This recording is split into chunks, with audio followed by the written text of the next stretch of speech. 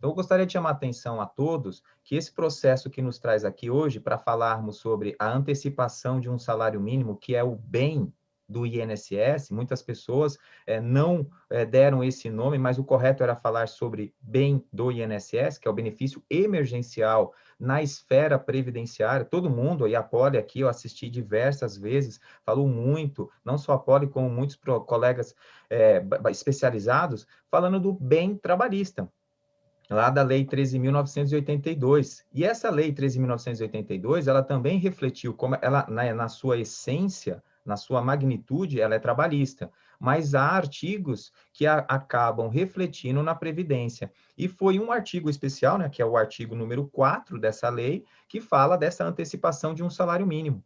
E tudo começou através de uma lei, que é a 13.979, que decretou algumas ações emergenciais para combater o Covid-19.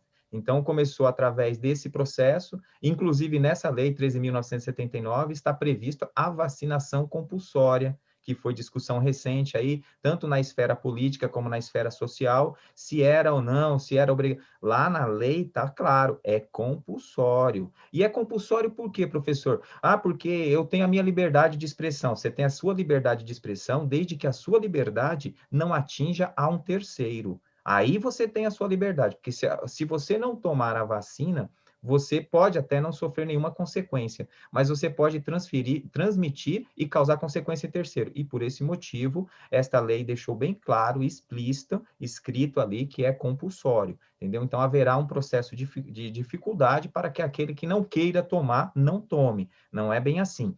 E essa lei abriu as portas para as outras, né? A Corona Voucher, como a Poli a batizou, né? A 13.982, e todo o Brasil aceitou e virou moda, né?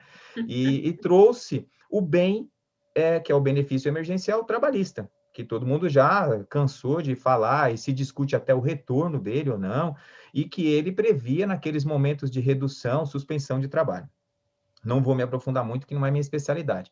Mas entrava ali o artigo 4º, que falava, olha, também enquanto se aguardam as perícias médicas presenciais, e aqui já começa um ponto importante, Poli, porque se a agência do INSS, ela foi fechada por força de portaria.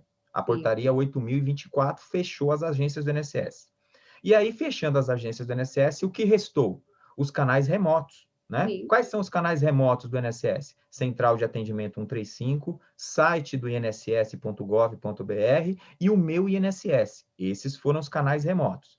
E eles tiveram como objetivo absorver toda a demanda, que antes era presencial, para os meios virtuais, exceto um serviço, perícia médica presencial. Sim. Num primeiro momento, Poli é testemunha, chegamos a discutir e falar em lives, havia rumores de que a perícia médica seria realizada de forma remota.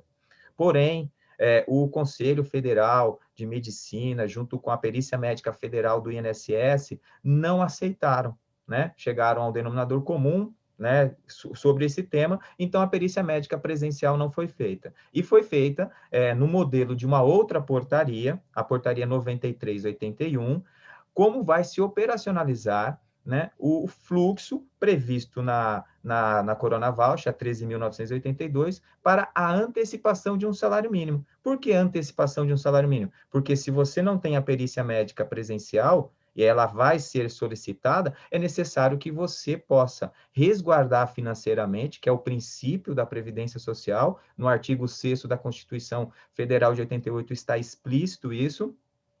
A Previdência tem esse papel, né, de suprir a falta de recursos do trabalhador segurado ou do contribuinte segurado nesses momentos. Então, diante desse aspecto, criou-se a antecipação de um salário mínimo na Lei 13.982 e a Portaria 93/81 disse como isso ia acontecer, que foram aquele anexo de documentos médicos para análise de um salário mínimo enquanto se aguardava a perícia médica presencial. E isso se deu de março até outubro de 2020. Em algumas partes do país, Poli, ainda se dá esse processo de ausência de agências com perícia médica, tá? Só para você, os números não são ainda muito claros. A semana passada, os números que eu consegui foram que, das 1.560 agências da Previdência Social, 1.072 estão abertas no país. Então, nós estamos com quase 500 agências no país fechadas.